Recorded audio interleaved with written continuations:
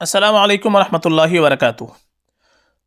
آج صبح ہی نماز سے فارغ ہونے کے بعد جیسے ہی واٹس ایپ کھولا گیا تو وہاں پر ایک دل کو چیر دینے والی خبر سامنے آئی ہے۔ موت العالم موت العالم، ایک عالم کی موت پورے عالم کی موت ہوا کرتی ہے۔ کل نفس ذائقۃ الموت ثم الینا ترجعون، ہر نفس کو موت کا مزہ چکھنا ہے، پھر ہماری طرف تم لوٹائے جاؤ گے۔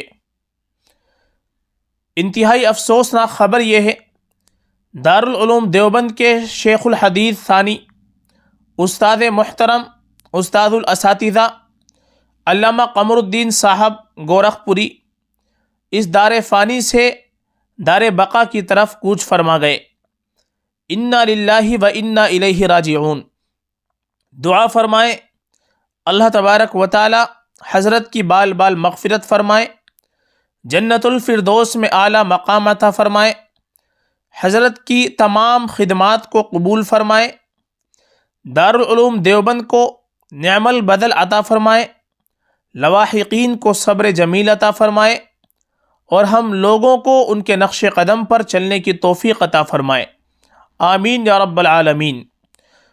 حضرت علامہ قمر الدین صاحب، اس سے پہلے ہم جب پڑھتے تھے 2016 کے اندر حضرت استاد محترم علامہ صاحب مسلم شریف پڑھاتے تھے۔